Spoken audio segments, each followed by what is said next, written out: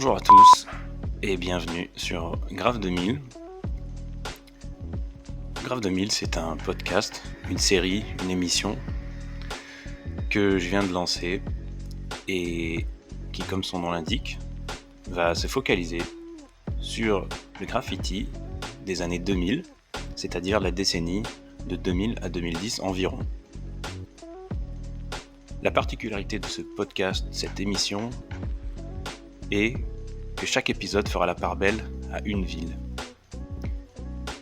Une ville dans laquelle j'ai pu avoir l'occasion de passer, d'habiter ou de fréquenter à de multiples occasions et dans laquelle j'ai pu sentir la scène graffiti.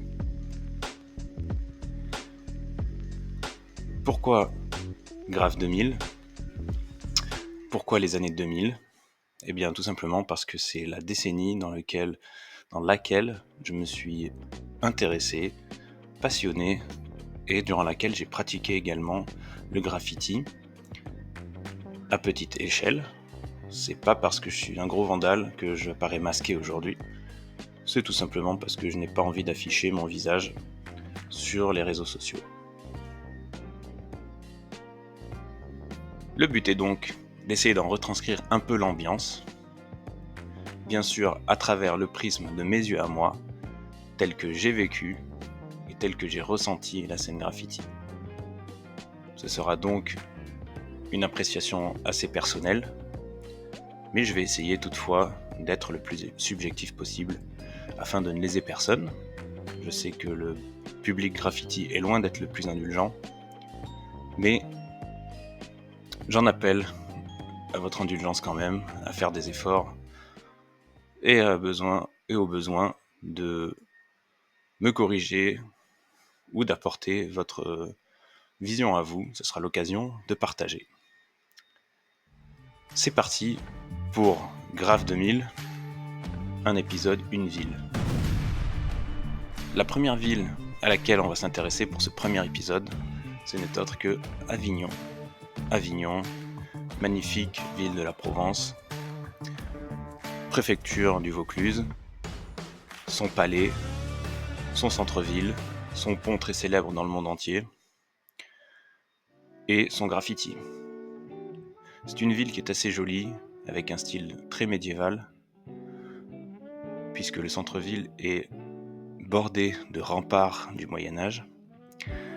Et ça ne veut pas dire pour autant qu'au niveau graffiti, la ville est restée au Moyen-Âge. Car je pense que très tôt, c'est une ville qui a su voir développer une scène locale et également attirer des writers de différentes régions.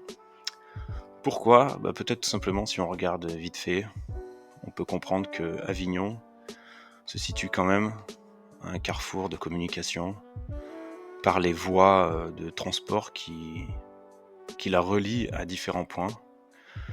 On regarde que si vraiment on regarde la grande image de la France, eh bien Avignon c'est par là qu'on arrive quand on descend à la fois de Paris, bien sûr de Lyon puisque c'est sur la même route, mais c'est aussi une sorte de carrefour entre ce qui part plutôt du nord et qui va vers Montpellier, l'Espagne et le sud-ouest, et également ce qui part vers Marseille et la Côte d'Azur.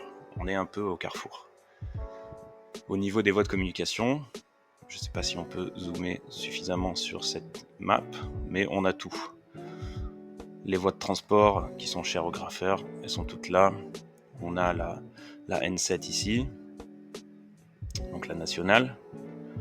On a l'A7 et la 9 qui passent quasiment toutes les deux en fait à Avignon. La 9 se sépare un petit peu en amont d'Avignon, mais sinon on a l'autoroute A7 qui continue ici et qui continue vers la Côte d'Azur. On a les voies ferrées bien entendu, avec même deux voies ferrées puisqu'on a la voie ferrée classique et fin des années 90 la voie TGV qui arrive et qui offre de fait un autre espace de jeu et d'expression pour les graffeurs. On va peut-être passer directement aux images pour ne pas trop s'ennuyer. Ce que j'ai décidé de faire, c'est de vous partager des images de ma collection à moi, et également d'un fanzine qui m'a été donné par un ami à moi qui se reconnaîtra, car il savait que j'étais fasciné et un petit peu nostalgique de cette grande époque d'Avignon. Et donc un fanzine intitulé donc comment on prononce 84 Hours, pas très facile à prononcer, mais Southside Graffiti Lifestyle, et donc qui est un fanzine qui avait été édité, je sais pas à combien d'exemplaires, en tout cas je pense que ça c'est le numéro 0, et qui était édité par le Six Pack Hip Hop Shop. En tout cas il était adossé au Six Pack, et il fait la part belle à tout le graffiti du Sud, mais avec quand même un bon focus sur la scène d'Avignon, puisque Six Pack c'était le shop en vogue début des années 2000, je pense, sur Avignon. Moi, j'ai une petite anecdote sympa, c'est que quand j'étais un gros toy, je suis allé pour la première fois au Six Pack pour essayer de me fournir en spray. Et je suis tombé sur un vendeur qui m'a demandé directement ce que je posais comme blaze, et j'étais super embarrassé parce que j'avais aucune légitimité. Donc je lui ai dit, je lui ai sorti une feinte, j'ai noyé le poisson. Il m'a dit ah ok tranquille. Il m'a servi et je suis parti. Je crois que je suis peut-être jamais retourné dans ce shop en fait. Et 10 ans après, j'ai retrouvé ce serveur dans une brasserie parisienne. Donc je suis en déj avec mes potes de travail dans le 9e arrondissement, et le serveur qui arrive, je prends votre commande, et là je le regarde et je vois ce visage, quoi. Le visage que je me souvenais bien. Et je lui ai fait une réflexion, on s'est compris tout de suite, c'était rigolo, et ça m'a permis de retrouver un gars de son crew qui était également sur Paris, donc c'était une super anecdote. On va commencer sans plus tarder à regarder un peu ce qui se passe dedans. Je vais essayer de donner mon ressenti sur la scène avec une sorte d'approche un peu chronologique, hein, pour donner un peu de l'importance aux anciens et faire après place à la nouvelle scène, même si forcément on est sur une décennie qui a déjà plus de 15 ans. Je crois que le premier personnage à qui il faut rendre hommage dans la scène d'Avignon, c'est Aero. Donc Aero qui est... je crois qu'il doit avoir pas loin de 40 ans de graffiti dans les pattes, là, hein, 35-40 ans. Il y avait à l'époque un livre qui parlait du graffiti du Sud, qui s'appelait La France d'en bas, qui venait de naître dans ces époques-là, 2000-2002. Et Aero avait une page dedans, ou une double page, ou je sais plus combien, mais il parlait de comment lui et Coma avaient commencé avec la formation du crew TSH. Et j'aime beaucoup en fait Aero parce qu'il a un style qui est vraiment reconnaissable, très très bon.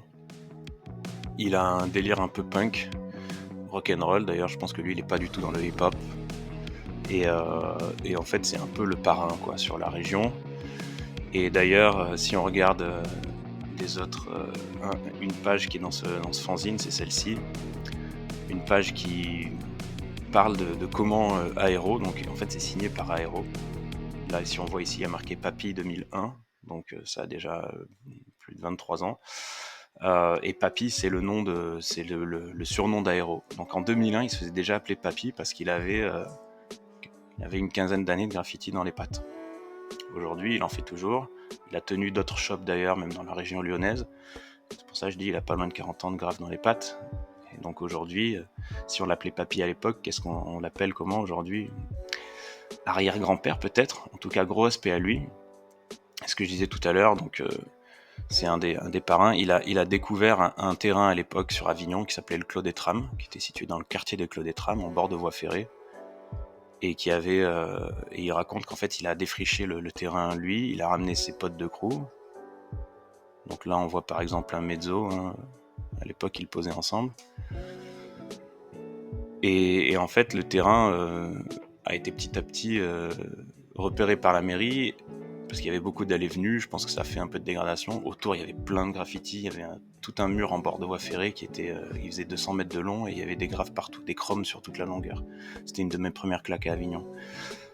Et en fait, il raconte comment au bout d'un moment, la mairie, elle en avait peut-être marre de tout ça. Et surtout, elle avait elle avait été élue pour être capitale de la culture en l'an 2000.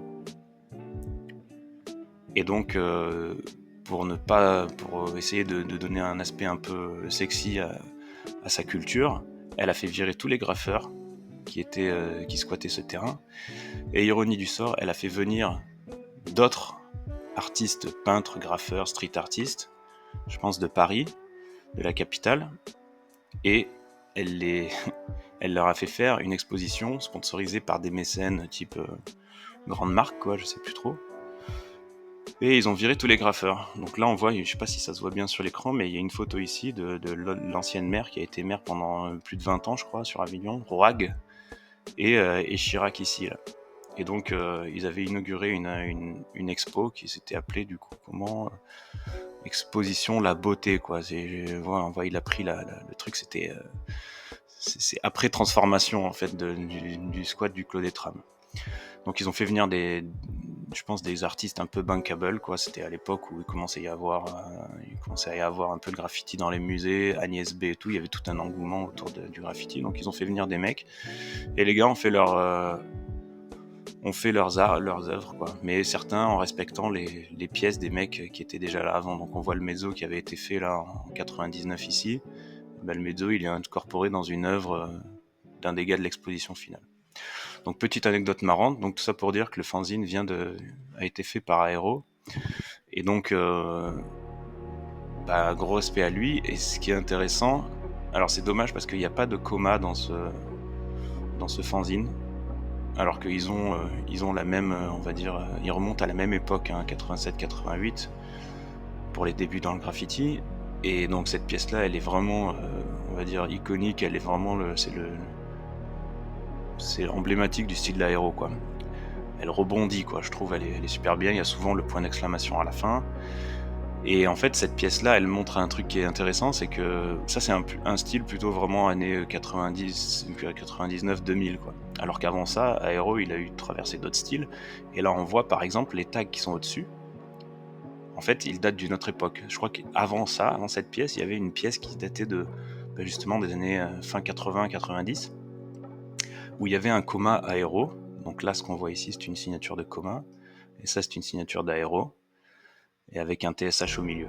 Et en fait, c'est intéressant de regarder l'évolution des deux styles, quoi, entre le tag TSH ici, qui fait vraiment style Paris Toncar, parisien des années 80, et le nouveau délire TSH des années plutôt 2000-2001. Donc là, cette pièce, elle est à orange d'ailleurs.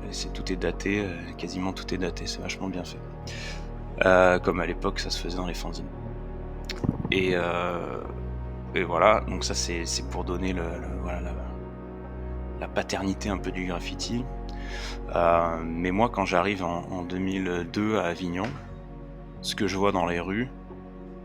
D'ailleurs, petite anecdote rigolote. Au début, quand j'arrive, parce que moi je vais pour faire mes études à Avignon, donc je vais m'inscrire en plein été, c'est en plein milieu du festival d'Avignon. Donc j'arrive, il y a le centre-ville qui est en pleine effervescence, il y a des spectacles partout. Parce qu'Avignon, en été, en juillet, c'est bientôt, hein, c'est la semaine prochaine, je crois, il y a un fameux festival où ils reçoivent, il y a un festival on et off, et où il y a des spectacles en fait dans la rue. Et donc il y a des graphes partout, et moi je me dis tiens, c'est super cool. J'imagine qu'il y a des mecs qui font des spectacles avec des mecs qui graffent autour sur les murs, quoi. Alors qu'en fait c'est du vandal, quoi. Mais c'est à dire à quel point la ville était quand même bien éclatée. Il y avait des graphes dans le centre-ville, il y avait des blogs, des throw-up, des tags partout. Et bref, moi ce que je vois quand j'arrive en 2002, c'est surtout en fait une autre équipe. C'est pas les TSH.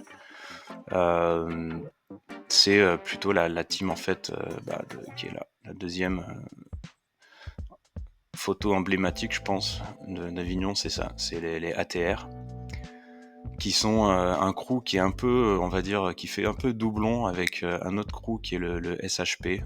J'ai jamais trop compris quelle était la différence entre les deux crews, parce qu'il y a beaucoup de mecs qui étaient dans les deux crews, donc j'ai jamais trop su la différence.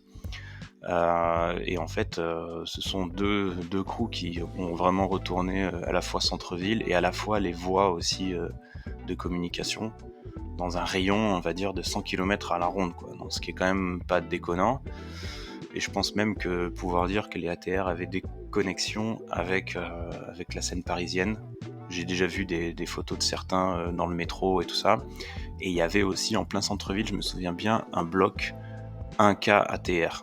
Donc 1K, donc pour le coup 1K, qui contient à l'époque des capes, Breeze, Breeze, je crois. Il y a PUTE aussi dedans. Voilà. Et donc ils ont leur connexion un peu partout. Et dans ce crew-là, les noms qu'on peut citer, c'est, je vais essayer d'en trouver sur chaque page. C'est pas compliqué, c'est déjà en tête de pont pour moi c'est ASEC qu'on voit ici. Peut-être pas sous son meilleur angle parce qu'il a fait beaucoup mieux que ça, mais il avait vraiment une présence assez énorme. Et voilà, là on le voit, ASEC, SHP, ATR, donc il posait les deux coups. Et ASEC pour moi c'était un peu le leader du truc, quoi. Il était partout où on voyait des signatures d'ATR ou de SHP, c'était souvent ASEC en fait qui faisait l'appel de tous ses potes, quoi. Il posait par exemple ATR et en dessous il y avait Deo, BAF, Bress, etc. Moi, ASEC, c'est un peu mon coup de cœur dans le graffiti à cette époque-là, parce que je vois le mec, sa productivité. Moi, je viens d'une ville qui est à peu près à 100 km au nord, pas loin de Montélimar, et sur les voies, en fait, il y a quasiment toujours un ASEC. Et c'est là où je commence à me dire, les mecs, il est chaud. Et sinon, il y a aussi dans l'écrou, il y a Deo aussi, qui est pas mal présent. On a BAF, qu'on voit ici. Donc BAF qui mettait des baffes quand même, parce que niveau style, moi j'aimais beaucoup. On a Hicks aussi, je crois, qui est dans les ATR ou dans les SHP, je sais plus trop. On a Bress, qui posait Saint-Bress à un moment, je me souviens. Et des fois, il mettait un CE à la fin, des fois c'était un S. On a aussi Épice. Bon, on voit que là, ça met vraiment en scène la scène locale, mais c'est pas que du copinage, parce que vraiment, c'est les mecs qu'on voyait bien dans le paysage, donc c'est pas juste du copinage.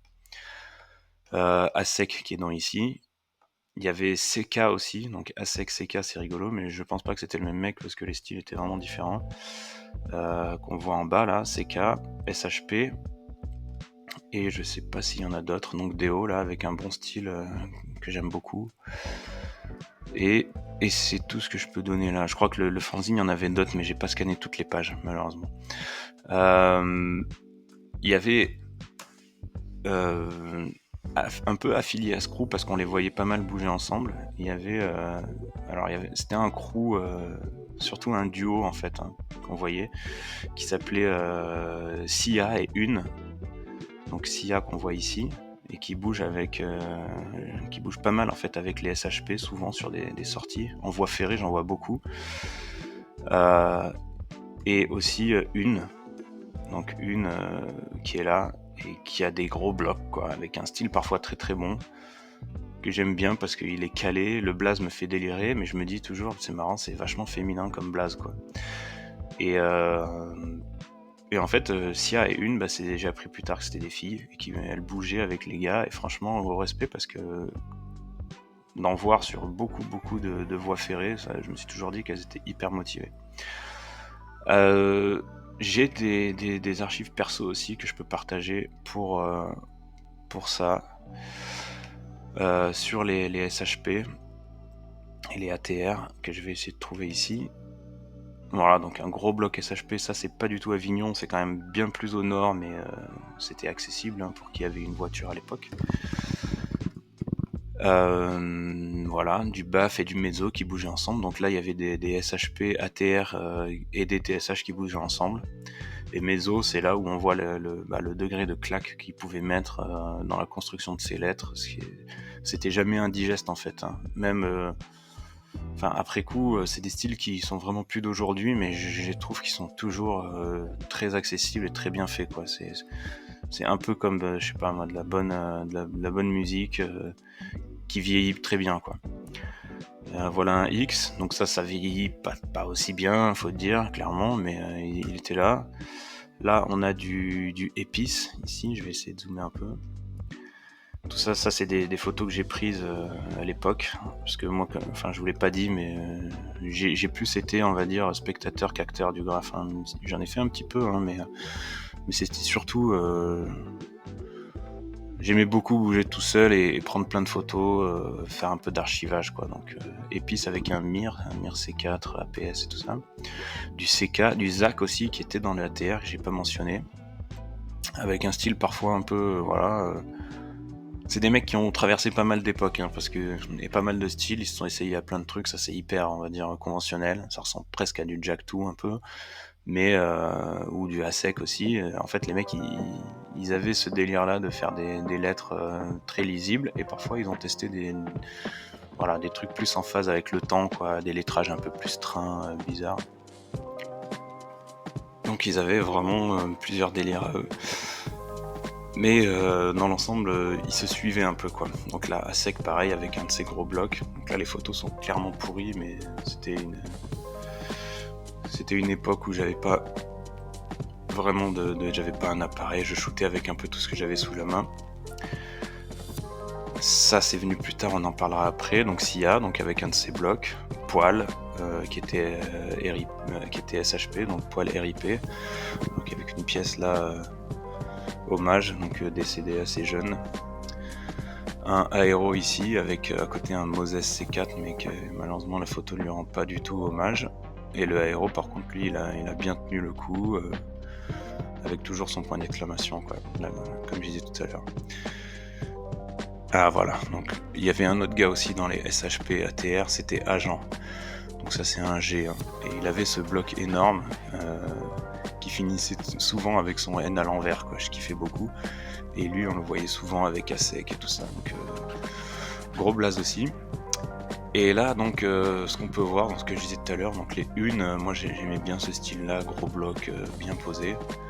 Un mezzo qui est TSH et qui est lui à cette époque-là également présent, mais vraiment franchement sur toute la ligne. Je parlais de ASEC tout à l'heure, mais plus j'ai creusé dans le graphe, et plus je me suis rendu compte que mezzo, il avait vraiment quadrillé, surtout le nord-sud en fait. Je pourrais pas dire qu'il était allé jusqu'à Marseille et compagnie, mais d'Avignon jusqu'à Lyon, mezzo, il avait un quadrillage géographique impressionnant. Toutes les petites gares, il était dedans.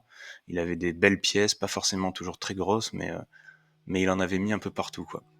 Donc pour qui s'est intéressé un peu à ça, pourra témoigner que Mezzo c'était vraiment un mec au top à la fois dans le style et dans la présence. Et en parlant du style, je parlais tout à l'heure du bouquin La France d'en bas, il avait une page aussi avec les TSH parce qu'il était TSH. Et il avait une page où il racontait un peu comment il était en fait fasciné par le dessin, quoi. Il passait son temps à faire des sketchs.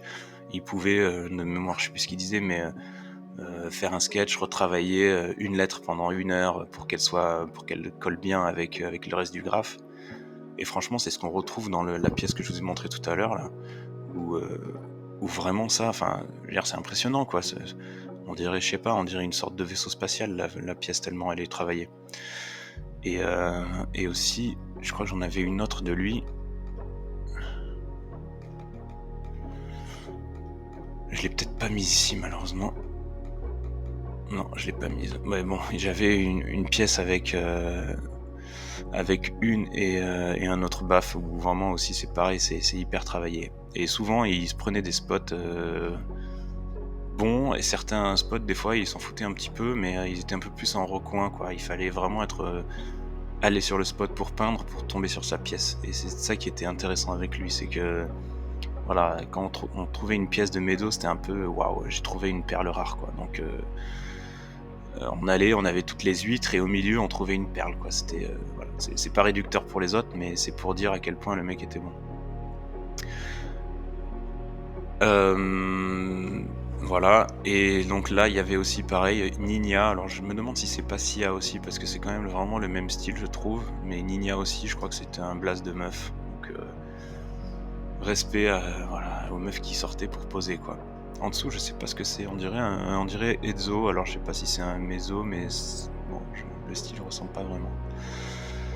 Ensuite, ça, on est entre 2002 et 2004. Donc ces mecs-là, à cette époque-là, bizarrement, ils sont plus actifs en fait. Moi, quand j'arrive, toutes les pièces de 2002 et 2003, 2004, c'est plus les mecs d'ATR qui les font. C'est-à-dire qu'à cette époque-là, on dirait qu'ils sont en pause.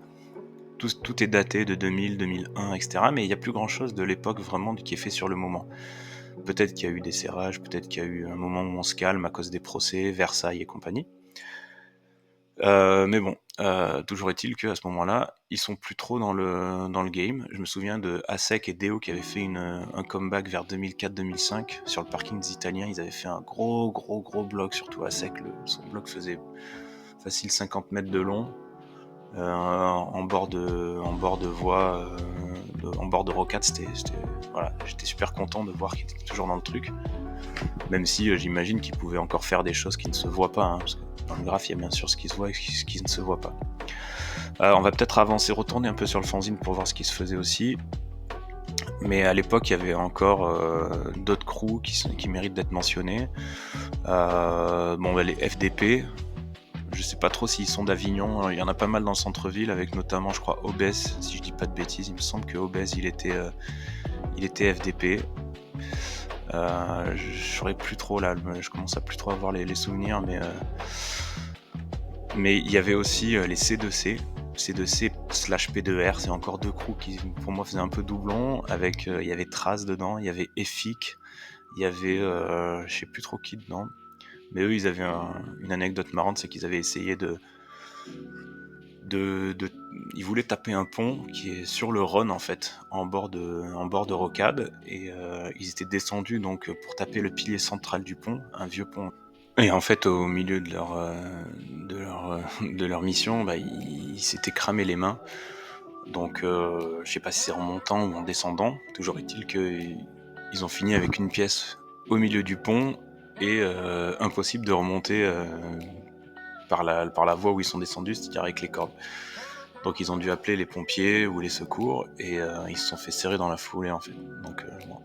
Au moins ça leur a évité de tenter le plongeon et la noyade dans le Rhône, quoi. Mais voilà, c'était paru dans le journal et ça avait circulé un peu sur les réseaux sociaux de l'époque, si on peut appeler ça comme ça, mais c'était pas des réseaux sociaux, ça n'existait pas encore, mais il y avait quand même pas mal internet qui aidait en fait les connexions, notamment avec le fameux site aero.fr où en fait c'était une carte de France. À l'époque, on pouvait cliquer sur telle ou telle région ou tel département, c'était plutôt par département, et en fait il y avait plein de listes de crews et de membres de crews, quoi, avec des photos, Vandal, tout le monde mettait ses photos en fait, c'était un peu les pages perso de l'époque, et le site s'était fait perquise par la police, donc ça avait dû donner pas mal de taf aux policiers, et voilà, c'était un peu le délire de l'époque, quoi. Et donc ça avait circulé avec ça, et un peu un autre serrage aussi qui avait fait parler, c'était celui des EPG, où on voyait circuler aussi les photos, et où les EPG, carrément, ils s'étaient fait péter en action, et ils avaient mis pas mal de tags, et ils avaient pris un procès avec des amendes et tout à la clé. Et du coup, EPG, c'était aussi, ça circulait, la coupure de journal et tout ça sur Internet. Qu'est-ce qu'on peut dire d'autre ? Voilà, sinon, autre crew, ouais, il y avait les B2S. Là, on voit un gros bloc B2S ici. J'aimais beaucoup B2S, il y avait Misère et surtout Abuse dedans, je me souviens, qui faisait des flops de ouf, quoi. Il était trop fort en flop. Il donnait un truc qui était différent des autres, quoi. Je sais pas pourquoi, il me semble qu'il mettait pas mal de couleurs, il faisait des flops en fond bleu et tout, ça donnait bien, quoi. Je veux dire, ça ressortait un peu sur les rocades où il y avait que des chromes, je me souviens, j'aimais bien Abuse. Voilà, sinon on peut mentionner les FM, hein. FM aussi, qui sont pas là ils y sont pas, quoi, c'est dommage. Peut-être qu'à cette époque-là, ils étaient pas encore très très actifs, mais je pense que si. Et en fait, il y avait plusieurs gars dans le FM, il y avait Tash, il y avait San, et surtout il y avait Alf, hein, qui est bien connu, et il y avait Agile aussi. Et en fait, le duo Alf et Agile, à l'époque, c'était trop bien, quoi. Ils faisaient des peintures ensemble, et ils faisaient beaucoup sur l'autoroute, avec une petite spécialité. Je me souviens que genre t'avais Alf qui faisait un côté d'un pont d'autoroute, et Agile faisait l'autre. Donc si tu faisais nord-sud, tu voyais d'un côté Alf et de l'autre côté Agile. Et si tu faisais sud-nord aussi, pareil, tu les prenais les deux. Et ils le faisaient sur plusieurs ponts, je me souviens, sur l'A7 en direction de Marseille. Et ça m'avait bien marqué de me dire, ah ouais, les mecs, ils sont méthodiques, quoi. Ils ont leur méthode sur le spot et leur méthode dans l'espace, quoi, sur la longueur, et j'aimais beaucoup ça. Est-ce que j'ai parlé de, des 69 avec Pchit et Blam? Je sais plus. Mais je sais que Pchit, Blam et Stylo, ils faisaient des bons petits graphes, quoi. Ils étaient là, ils avaient un bon style. Pchit, je me souviens d'une sorte de flop à lui, c'était Pché, bleu et un contour bleu intérieur chrome, magnifique. Blam aussi, avec des lettres bien aériennes, quoi. Je sais pas, j'aimais beaucoup le délire, quoi. Et Blam, il a encore un spectre d'un de ses graphes sur une maison vers le Clos des Trams, en fait. Donc voilà, pour ceux qui connaissent. Et puis, je crois que c'est tout, hein, ce qu'on peut dire. Donc, mais bon, là, on est encore vers 2005, hein, attention. Et après, il y a eu d'autres arrivants. Un arrivant qui est assez notoire à l'époque, c'est Stan. Stan qui pose GAV, donc GAV Crew, avec je sais pas qui dedans. Mais je crois qu'à l'époque, il est tout seul sur Avignon et il sort tout seul et il prend plein de place sur les rocades, les voies rapides. Vous savez, les rocades avec des pans de murs séparés par des petits compartiments, quoi. Il en fait sur plusieurs à la suite. Il est assez balèze, quoi. Il a un bon petit style dès le début. On sent que c'est encore un peu timide, mais il chope vite son style, quoi. Et au fur et à mesure, il commence, il tape des gros blocs, des contours directs, des trucs un peu partout. Et après, je me souviens que il faisait aussi, il s'est mis un peu sur le roulant avec d'autres gars, quoi. Avec Sheper, avec d'autres gars qui étaient après FM ou NAV, je sais plus trop exactement. Et après, puisqu'on arrive vers les NAV et les FM, c'est San en fait, hein. Stan et San, ils sont pas les mêmes gars. San qui, fin des années 2000, genre 2008, 2009, 2010, il est partout dans le centre-ville d'Avignon, quoi. Il est sur les rocades, il est sur le centre-ville, sur les flops, il a des toits, il a des throw-ups partout et des tags dans tous les sens. Et en plus, il fait beaucoup de roulants également. Donc voilà, c'était, je pense, à la fin un peu le king d'Avignon, quoi, si on peut le dire comme ça. Avec un autre gars aussi qui est venu plus tard et qui a commencé à poser, qui posait Arroz en fait. Il commençait à poser, on voyait que Arroz il était vraiment influencé par le style d'Avignon, Aéro, ASEC et compagnie, quoi. Il faisait vraiment des pièces, voilà, avec 10 ans postérieurs, parce que c'était vers les années 2000 qu'il a commencé à venir, 2010 pardon, qu'il a commencé à venir. Il avait le style des mecs des années 2000 au début. Il faisait vraiment des trucs, on voyait qu'il avait grave étudié les lettres d'Aéro, d'ASEC et compagnie. Et il faisait des pièces qui leur ressemblaient, quoi, avec quasiment les mêmes lettres en plus. Et au fur et à mesure, il s'est lâché, il a fait des styles plus à l'arrache et compagnie, quoi. Et il faisait beaucoup de roulants également. Donc c'était des mecs qui envoyaient beaucoup. Et donc voilà, ça fait parler du roulant, c'est un peu le secret de Polichinelle. Avignon, ça a toujours été Avignon a toujours été hyper attractif pour taper du roulant. Et en fait, moi, ce qui est intéressant, c'est qu'au début des années 2000, je prends pas mal les trains et je suis pas mal dans les gares parce que j'ai des potes qui prennent le train et tout, mais franchement, je vois pas de train graphé qui circule. J'ai un souvenir peut-être d'un X qui circule à un moment, peut-être d'un truc des FM, je sais plus si c'était Alf ou quoi, mais sinon, je vois quasiment rien en fait en tag, en graphe sur les trains. Par contre, fin des années 2000, c'est pas la même chose, quoi. Il y a plusieurs équipes, il y a les TPA de Nîmes avec certains qui sont aussi 3CK, donc il y a Orc, il y a Rink, il y a Thales, il y a Chien, Dixo qui tape beaucoup en fait de trains, mais entre Avignon et Nîmes, on va dire, mais ils sont pas mal sur Avignon, je pense. Il y a les gars qui on peut mentionner, les gars qui vont avec lui, il y a Oviol, il y a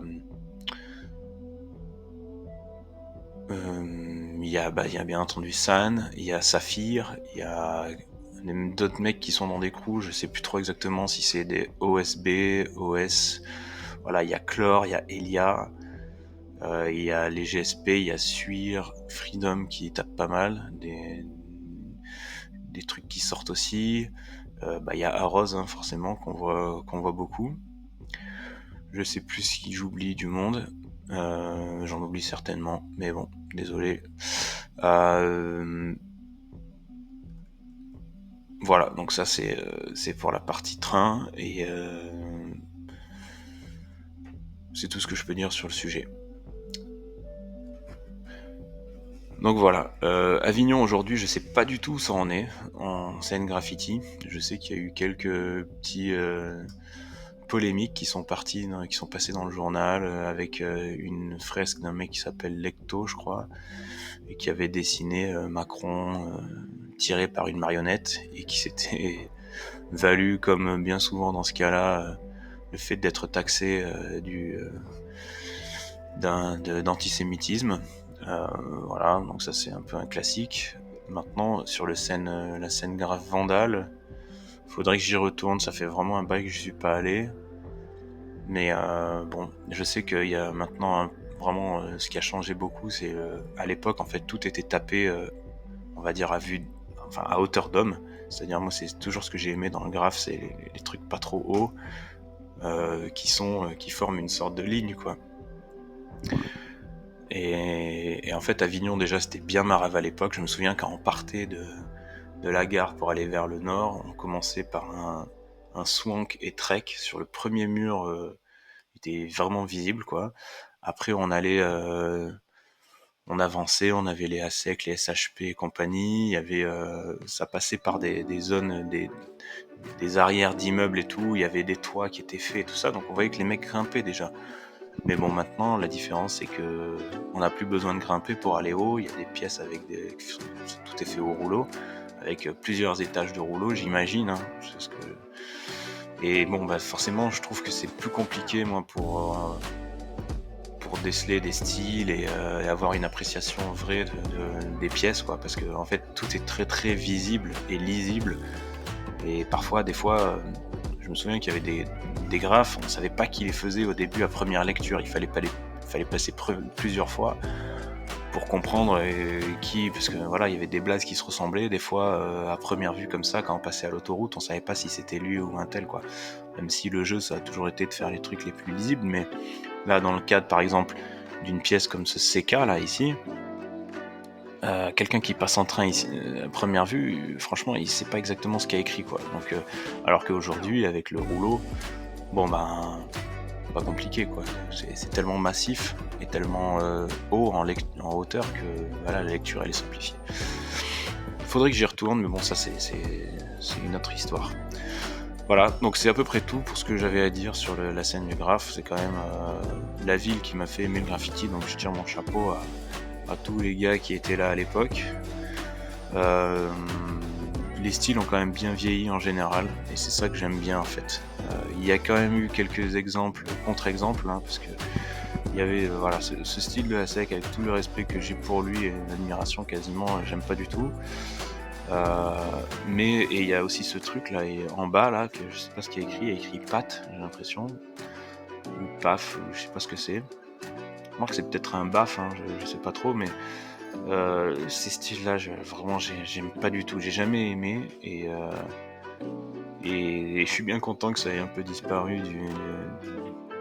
du paysage graffiti, quoi. Ça, comme à un moment, tout ce qui était les lettres aussi, avec les petites ailes là, en bout de lettres. La première et la dernière lettre, elles avaient chacune des ailes, quoi. Comme les petites ailettes du casque d'Astérix. J'aimais pas du tout, quoi. Je trouvais ça moche. Mais sinon, là, tout le reste, franchement, ça a super bien vieilli. Là, le Obès, le Traz, alors ça je sais pas ce que c'est, Leak, je sais pas si c'est pas très joli. Mais sinon voilà, un Mezzo, un Deo, bon ça je crois que c'est du Sonic, ça il me semble, le VSK. Forcément ça vieillit bien parce que le mec a toujours eu du style, quoi.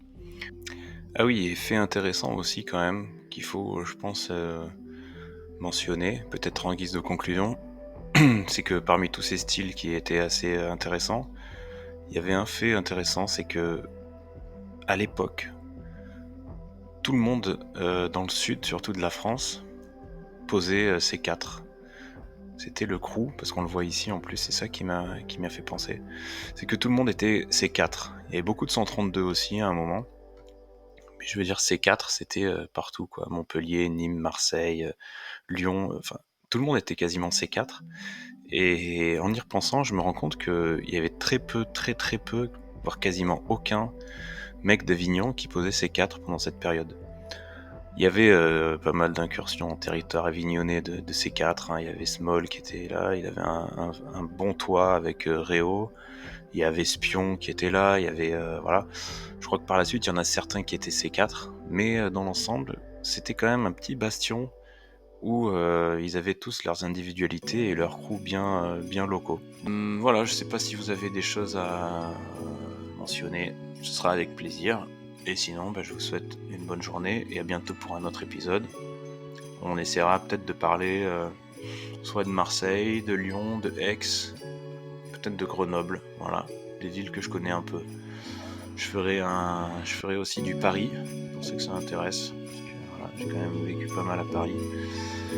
Et toujours dans cette décennie-là. Donc, Graffiti 2000, un épisode, une ville. Ciao, à la prochaine.